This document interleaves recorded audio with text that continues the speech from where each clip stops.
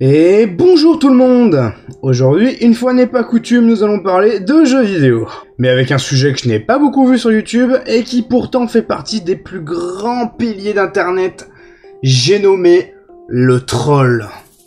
Et quand je ne dis pas avoir beaucoup vu ça sur YouTube, je parle des gens ayant parlé de troll. Non parce que bon, des vidéos de troll sur GTA RP ou bien sur Gmod, avec la chaîne de Gros Patapouf et Nino Misclick pour ne citer que mes deux préférés, eh ben y'en a à l'appel, hein. Ici je ne vais pas parler des joueurs qui trollent, mais bien des trolls mis par les développeurs eux-mêmes pour troller les joueurs. Que ce soit juste des trolls amicaux, juste pour plaisanter, ou bien des trolls qui vous font perdre juste un petit peu de temps, à carrément des trolls juste là pour vous faire chier. Je parlerai aussi plus tard de faux crédits de fin, j'expliquerai plus en détail plus tard. Alors plongeons sans plus attendre dans cette liste de jeux qui vont vous troller, vous, le joueur.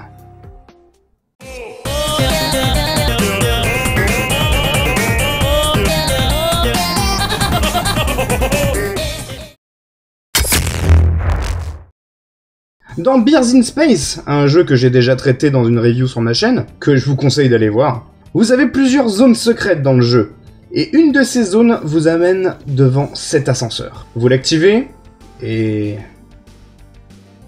vous attendez. Longtemps.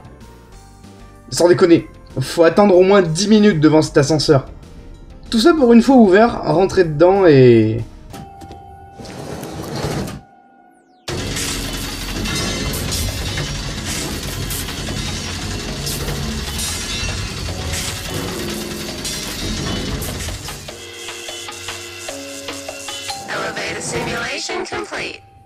se rendre compte que cet ascenseur était un simulateur d'ascenseur et qu'il ne menait à rien. Il y a aussi cette quête où vous creusez un trésor, mais cela prend une éternité. Où à chaque fois vous creusez, ensuite vous n'avez pas de permis de creusage, vous allez en acheter un, mais vous avez oublié votre pelle, vous repartez, vous creusez, ça prend des plombes, tout ça pour vous faire voler tout l'argent et rien gagner à la fin. Il y a beaucoup de trolls dans ce jeu, et je vous le conseille de le faire. Sachez d'ailleurs, pour l'anecdote, que c'est ce jeu qui m'a donné envie de faire cette vidéo. Alex Kidd in High Tech World est un jeu qui a déjà été traité par le joueur du grenier, mais je ne pouvais pas passer à côté de cet énorme troll. Lorsque vous atteignez le village, vous devez passer devant ce garde et lui donner un pass pour pouvoir passer. Vous allez voir un PNJ qui vous donne un livre, comment imprimer un pass. Ensuite, vous allez acheter une imprimante. Vous allez ensuite imprimer le pass, sauf qu'en faisant ça, le garde vous arrête, et c'est le game over. Déjà là, on a affaire à... T'es un petit troll, c'est mignon. Vous vous dites sûrement que c'est pas ça.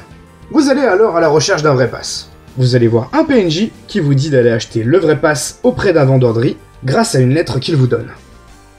Vous prenez le vrai pass et... le garde vous arrête. Et comme dit dans la vidéo de JDG, la vraie solution c'est de prier 100 fois à l'hôtel. Donc en conclusion, le village entier est un troll. Et vu l'état du jeu, je pense que le jeu entier est un immense troll. Ce qui me permet de faire la transition avec le jeu suivant qui en est un aussi. Encore un jeu fait par JDG et cette fois ce jeu est le cœur même de deux de ses vidéos. Mais voilà, si vous voulez avoir plus en détail les nombres hallucinants de trolls, je vous invite à regarder ces deux vidéos qui sont excellentes. Mais je vais tout de même évoquer le plus gros troll de ce jeu, la maison où tu restes bloqué à vie, avec une belle fenêtre menant à la liberté et un immense panneau exit. Et en plus, le mot de passe te fait recommencer dans cette maison où tu es bloqué. C'est loin dans le jeu et tu dois donc tout recommencer le jeu en entier. De toute façon, ce jeu n'était pas fait pour être fini. Ce jeu est l'incarnation même du jeu troll du début à la fin. Everhood, si vous ne l'avez jamais fait, et que vous êtes fan d'Undertale, je vous invite grandement à faire le jeu. C'est vraiment un style Undertale mais en mode jeu de rythme, avec une histoire intrigante du début à la fin, qui des fois n'hésite même pas à briser le quatrième mur. Dans ce jeu, il y a 4 fins. À la différence de Undertale, la bonne fin s'obtient en tuant tout le monde, et la mauvaise en tuant personne. La fin secrète où vous battez le boss le plus dur du jeu, et une fin ultra secrète, celle qu'on va parler. Dans un des endroits du jeu, vous avez un couloir que vous devez traverser. Ah, ça va en vrai, c'est plutôt simple. Ouais, regardez plutôt. Je ne rigole pas, c'est accéléré x50. Vous devez rester le doigt appuyé sur la flèche de droite pendant 3 heures. Ce n'est même pas exagéré. Et ben si ça c'est pas un troll de haute qualité. Vous êtes récompensé cependant par une salle avec un dessin des devs, la fin ultra secrète et un achievement. Worse les 3 heures perdues.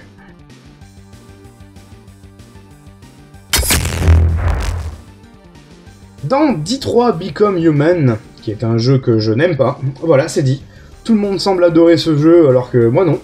Lorsque vous êtes dans le menu principal, une androïde vous guide et de temps en temps communique avec vous.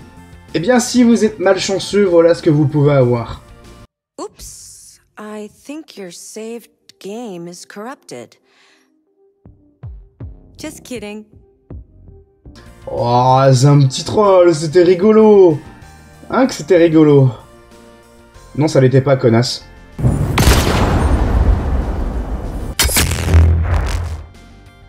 Dans cet immense RPG qui est The Witcher 3, vous avez la possibilité de romancer certains personnages.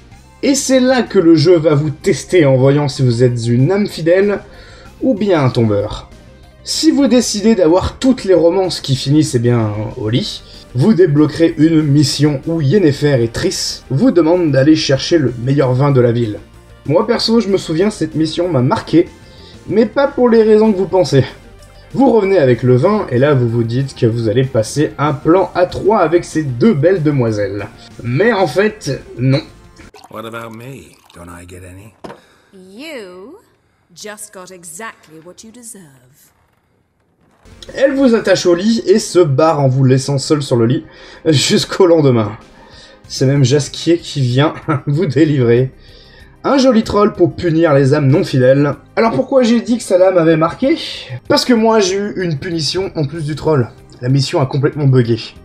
Et je ne pouvais pas trigger la fin devant la porte. Et j'ai passé 1 heure à devoir recharger les anciennes sauvegardes. Tout cela pour me faire troll. Quel monde injuste. Dans Iron Life, vous avez une quête secondaire toute bête, où cet alien vous demande de surveiller son vélo. Bon, ça va pas être très dur. Voilà enfin une quête qu'on va pouvoir faire facilement. Ah. Oui, si vous faites l'erreur de perdre le vélo de votre champ de vision, le vélo se fait voler et l'alien vous engueule. Il y a aussi ce troll où dans une mission où vous devez vous infiltrer dans une base ennemie, vous devez suivre un entraînement en regardant une vidéo où le chef vous informe que vous devez attendre un peu avant qu'il lance la vidéo, pour tester votre patience. Si vous voulez suivre le cheminement de la quête, vous pouvez passer par les conduits comme le jeu est censé se faire, ou sinon attendre 60 minutes. 1 heure, sans exagération. Et au bout de 60 minutes, le chef revient, lance la vidéo, et là le chef vous dit que la porte pour aller à l'entraînement est en fait cassée, et qu'il faut attendre 1 semaine pour la réparer. Du coup, vous devez passer par le cheminement normal, et vous avez juste perdu 60 minutes de votre vie. Allez, je vous en mets un dernier, celui-là il m'a bien fait rire. Je vais pas pouvoir tous vous les montrer, mais sachez que ce jeu, il est rempli de trolls. Mais lorsque vous débloquez le cinéma, vous pouvez rentrer dedans et assister à un vrai film. Le film est vraiment là, ce n'était pas un troll, il est là en entier. Sauf que vous allez devoir supporter durant tout le long du film 3 connards qui sont devant, les seules personnes de la salle d'ailleurs, qui vont parler durant tout le film, sans interruption. Okay, sure. Yeah, let's just talk over the movie. My grandfather went the exact same way. Somebody got burnt on a cross in 1931. Quel enfer. Dans Borderlands 2, vous avez une mission secondaire qui se nomme The Bane, où dans cette quête chiante comme la pluie, vous allez devoir chercher des livres audio planqués de partout dans la carte. En récompense à cette quête, vous avez une arme. Bien que les stats des armes se scaldent sur votre niveau, les dégâts de base de cette arme sont pas dégueux. Sauf que quand vous tirez...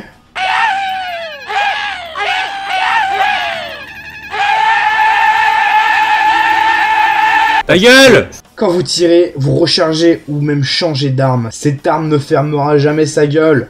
C'est insupportable, allez poubelle. Dans Hunter the Gungeon, qui est un roguelike, donc vous avez un système d'aléatoire, vous avez une arme de droppable qui est tout simplement l'AK-47. Mais vous avez une autre arme qui est un troll, qui en apparence ressemble trait pour trait à l'AK-47, mais en la prenant c'est la MDR-47. Et quand vous la prenez, l'arme a un petit coup de mou.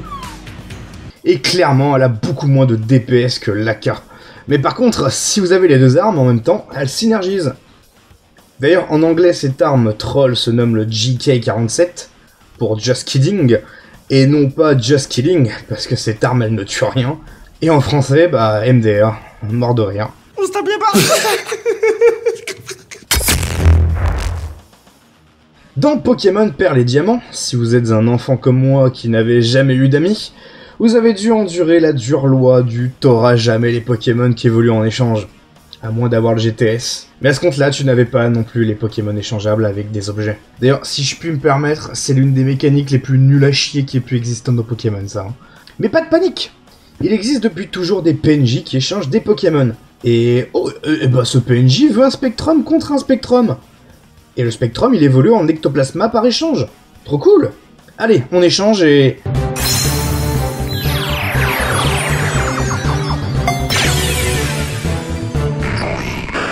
Bah, pourquoi il évolue pas? Elle lui a donné une pierre stase. La salope.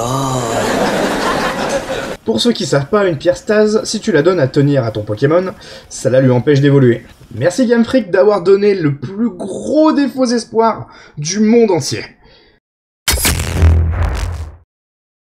Dans Metal Gear Solid 5, un troll secret se cache dans votre base. Lorsque vous trouvez une pancarte vous indiquant « Attention, chute des caisses », eh bien, si vous restez devant un petit moment, voilà ce qui se passe.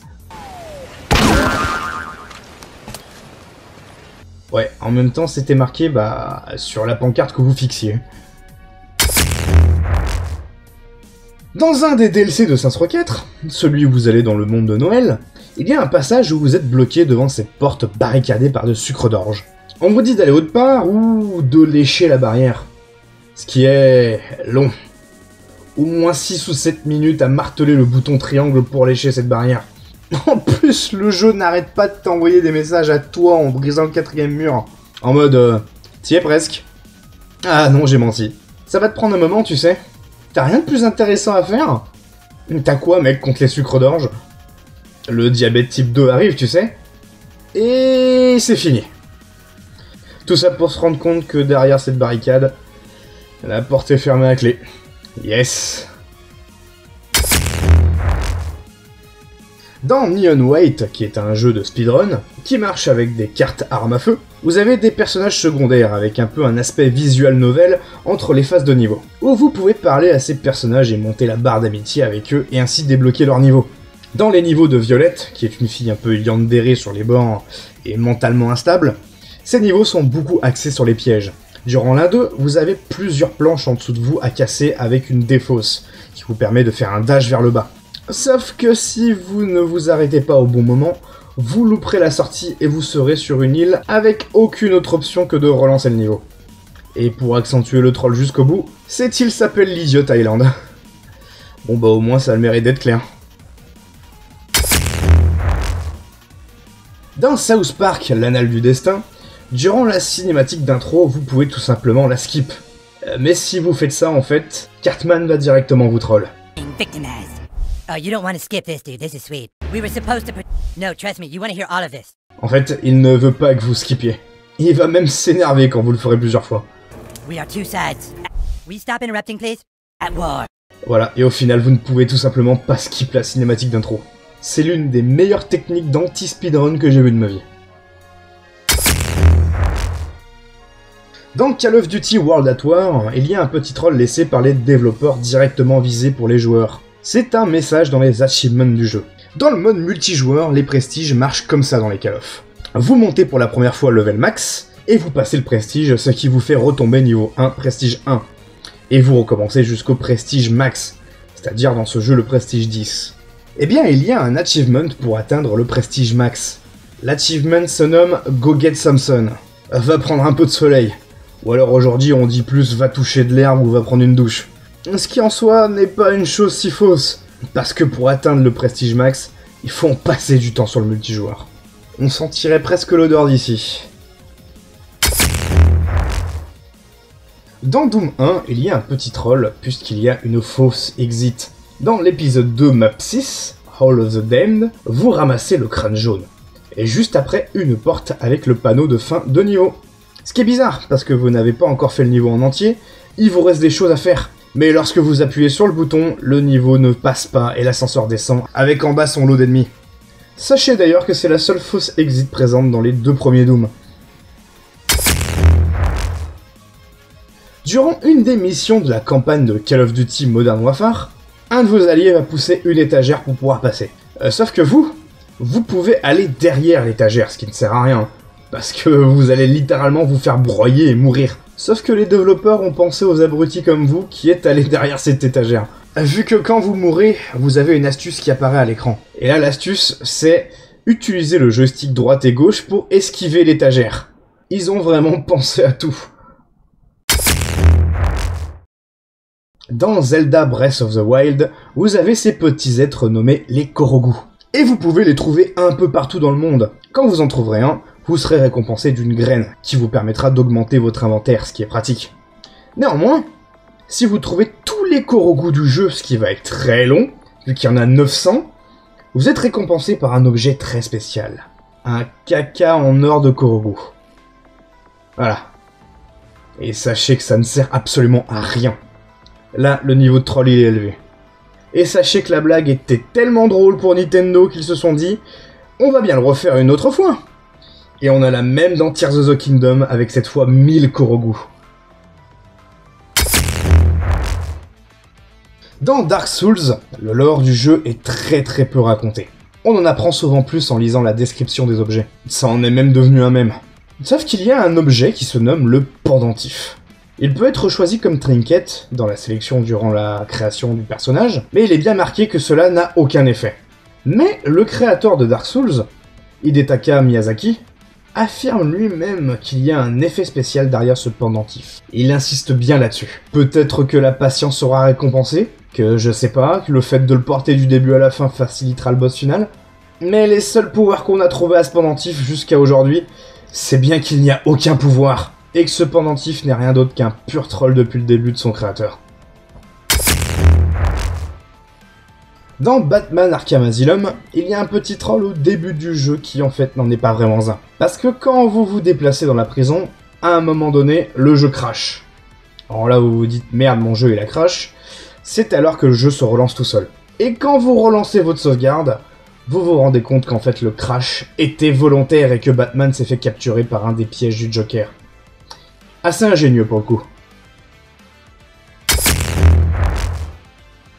Dans Mario et Luigi Dream Team Bros, qui est la série RPG des jeux Mario, dans le level de la montagne, vous avez une fontaine qui attire votre attention. Vous avez l'option de la boire ou complètement passer à côté, mais si vous la buvez, un texte vous explique que cette eau vous a plongé dans un profond sommeil. C'est alors qu'un long texte vous explique ce qu'il s'est passé durant le rêve, sauf qu'à la fin, Mario et Luigi se rendent compte qu'ils ne peuvent pas se réveiller. Et c'est le game over. Bon, évidemment c'est un game over troll, juste après un personnage vous réveille et l'aventure continue. Et cela me permet de faire une transition parfaite sur les 3 derniers jeux de cette vidéo, qui ont des trolls particuliers, parce que ce sont des faux game over. Je vais à présent vous présenter 3 derniers jeux, qui ont comme je l'ai dit des trolls assez particuliers, puisqu'il s'agit de trolls vous faisant croire que vous êtes mort, ou bien que le jeu est terminé avec de faux crédits. Voyons ça tout de suite. Pas besoin de vous présenter God of War, le jeu est tellement connu rien qu'avec son bruit.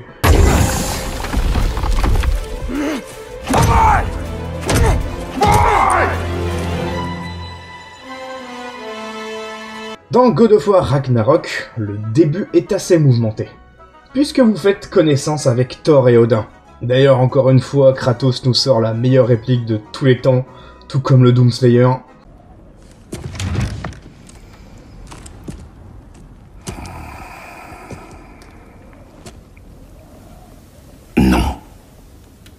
Et ensuite s'ensuit un combat de boss contre Thor, qui est vraiment épique et stylé. Sauf qu'à un moment donné, Thor veut vous frapper avec son marteau. et s'ensuit une scène de QTE. Et vous échouez. L'écran de Game Over arrive, mais... Oh no. I say when we're done. Tout cela était faux parce que Thor vous ramène à la vie avec son marteau. L'échec du QTE était donc voulu. J'avoue que je me suis fait avoir comme tout le monde quand j'y ai joué pour la première fois. Dans Immortal Phoenix Rising, qui est en quelque sorte le Zelda Breath of the Wild de Ubisoft, pendant le tuto, après avoir récupéré la hache, vous découvrez un puits qui est créé par Typhon, le méchant du jeu. Et le jeu est en fait raconté en voix off par Zeus et Prometheus, qui sont présents durant tout le jeu d'ailleurs. Vous rentrez dans ce puits et... Zeus nous dit clairement qu'un humain ne survivrait pas à ça. Well, that's the end of Phoenix. Perfectly passable storytelling. I won't lie, there were moments that dragged, but you really got me with that ending. Et vous êtes mort. Fin du jeu, crédit de fin. Mais Prometheus nous dit que non, ce n'est pas fini. It's not over yet. Not by a long shot.